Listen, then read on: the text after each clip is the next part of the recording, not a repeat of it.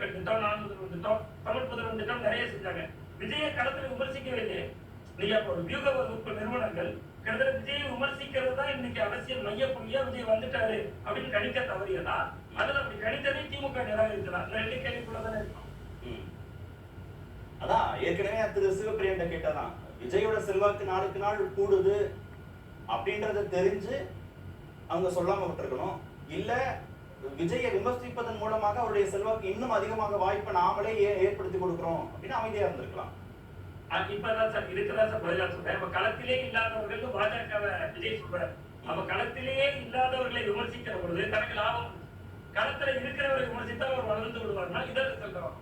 அப்ப நீங்க களத்துல இருக்கிறவர்களை விமர்சித்தால் தானே அந்த கட்சியினுடைய பலத்தை உணர்ந்தால் தானே. களத்திலேயே இல்லாதவர்கள் பாஜக சொல்றதுல விஜய்க்கு லாபம் இருக்கு. ஆனா திமுகவுக்கு களத்துல இருக்கிறாங்க பாஜக சொல்றதுலாம் லாபம் இருக்கிறதாக அவங்க கடந்த 3 தேர்தல்களையும் இந்த ஸ்ட்ராட்டஜியை பின்பற்றி இருக்கிறார்கள். ஆமா, நிச்சயமா சார், நிச்சயமா அதைத்தான் பின்பற்றி இருக்காங்க. அப்ப உண்மையிலேயே களத்தில் இருப்பவரா விஜய் இருந்திருக்கிறார்ல. அப்ப அவரை விமர்சித்திருந்தா, நீங்க விஜய் விமர்சிச்சிருந்தா பொங்கலுக்கு அந்த மெசேஜ் போயிருக்கும் சார். நீங்க தலைமை விமர்சிச்சாருன்னா, மாவட்ட நிர்வாகிகள் விமர்சித்தாரா, கீழே இருக்கக்கூடிய தொண்டர்களுக்கு உண்மையிலேயே விஜய் நம்ம ஊர்ல ஓட்டு எடுக்க போறாரு. நீங்க பூத் லெவல் ரிசல்ட் எடுத்து பார்த்தோம்னா திமுக அதிமுக 2 கட்சிக்காரர்கள் ஏன் வந்து கீழே இருக்கிற தொண்டர்கள் பதட்டம் அடைகிறாங்க? அவங்களுக்கு தெரியவே செய்யாது இவ்வளவு தூரம் பலம் இருக்கு. அவங்க சர்வே எடுக்கல.